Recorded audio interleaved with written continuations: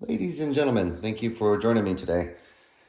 I'm just getting over a cold, so apologize for the frog in my voice, but I felt like making a video this evening and had a few artifacts here set out for us to check out. I think some of these are really pretty, and I got a few of them in order, which makes it a little bit easier to see. Of course, guys, thanks for joining the video today. We're going on 2 years and we're just about to hit 2,500 subscribers, which is amazing, right? You can see the nose detail there. And if you look, you can see how the face is kind of separated with the crystal. This white section may be a braid or may represent some of the hair. Super neat. But, what's great about these is you can see the face really good here. The eye almost looks like you can see through it, right? And then whenever you tilt it, it even, for some reason, when you tilt these over further, they get more detail. Now, when I just took it to that further degree, we can still barely see the eye, but notice the symbol that comes up right here. Do you see this circle with the little lines coming out of it? You may not be able to see that stuff yet. If you look at the texture on that part of the stone, you can see how it's unlike any other texture on here. There's actually, as hard as it is to carve crystal, I can imagine, there's little carvings in there.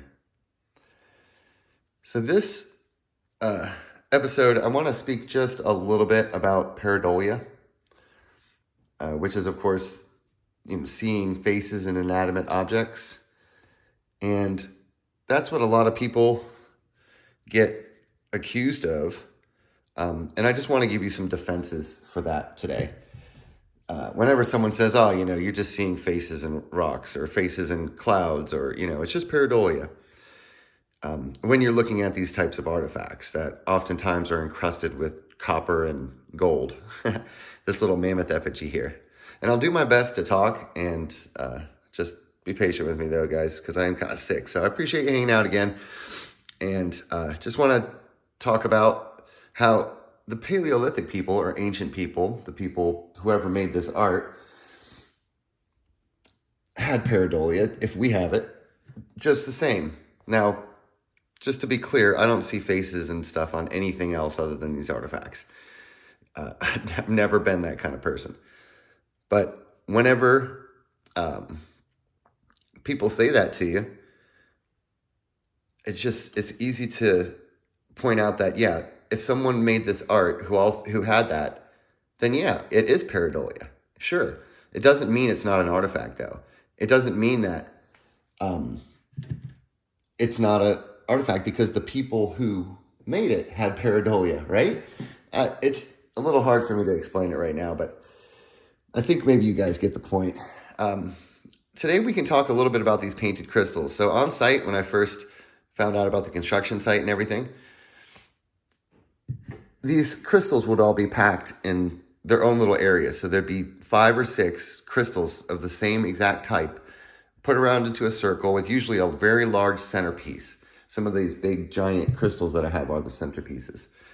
And so what they would do is they would bury them. I don't know if they built them there, but they would bury them there like ceremonially. That's why all these things are there. I love the way the eyes and things come out on this one. You can almost see 2. See how the red eye is done very well? And watch the way the rest of the face opens up here. To the mouth and everything. Those eyes almost glow with that light. That light's perfect. Fantastic. So this on top of here is actually a bird. It's a little tough to see. It's a bird in a few different ways though. You can look at this is the beak and this is the crest, the little point right here. You can see how it's separated right there. Let's go ahead and zoom back out there for you. And then we can also point it upward too to see, but I'll give you a good look at that. So you see how the bird's beak is right here and the belly of the bird perhaps? So they would all be found in these same little areas and packed together. So these 2 crystals were found in the same cache as well as these 2 crystals. So they're the same paint scheme, the same style, the same stuff packed onto them, which is really interesting. The families had just a certain type of stone that they would work with. Now, this one, I only found the one of it at a construction site, but I imagine there would have been several others next to it that had the same ones, because that's the way it was at everywhere else. So these gateways are a little different. These painted black pieces might have been from a larger tribe or not just individual small groups. I don't know, you know, but these things are everywhere, and they're not, well, they're not everywhere, but there's billions of them. And these are the ones that have the paintings on them. If you look closely at his mouth, he has like teeth. Either he has teeth, like sharp teeth, and of course you guys can see his eye right here, or his mouth is sewn. I think it's teeth. And he almost, when we look at it, it almost looks like a wing here. Like I thought these were shoulders before, but it almost looks like a wing. Now this one is best looked at when it's small, and a lot of these are, you know, when you change the distances on them, that's when you can spot them. And then once you spot them, you can never unsee them. And I'll just give you a look at them from over there. In case you weren't seeing them, you can probably see him now, you know? Same thing with this guy. He's our Birdman. And I'll go ahead and bring him closer. We're looking at the color, the brown, right? This is the brown face. He has his eye, his nose, and his mouth right here. This is his chin. You can see he has a giant bird hat on. This is a painted piece of white quartz. Very dark. And again, let's go ahead and move him back so you guys can see. If you make him small, you should be able to see him. Yep, and I just gave away the fact that I'm in my robe. It's a little bit late. It's almost time for bed. So, yeah, just because it has a face, it looks like a face, doesn't mean it's not an artifact, right? And also, you know, they want to say pareidolia too, but how do you explain all the bird effigies? Like, are we just seeing what's the word for seeing birds in stones? What's that word? You know, what do you diagnose? Or gorillas, for that matter. Right? So, I don't know if everyone has seen this. A lot of people, this is one of the first pieces that kind of convinced me of this multifaceted art. So it's a really easy teaching one.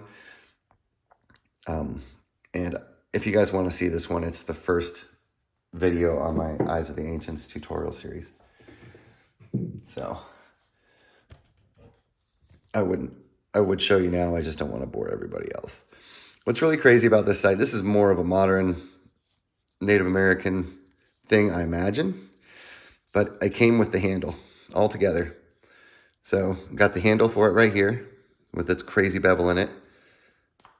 And this piece fits right. A lot of them do though. Almost all the pieces fit really well inside there. Like all of the hatchet heads and stuff, they're all pretty much shaped the same. So it's pretty neat. So this one could be used, you know, as like a shovel or a hatchet. I'll go ahead and show you the stone piece so you guys can see it. It is still covered in some kind of clay. And it does come off. I could clean this off if I really wanted to. But yeah, it sticks right in there. Super nice. Just thought I'd show you that too, because it's just neat to see this stuff, right? And see how, you know, it would have been. Because for the longest time, all we could do was speculate, right?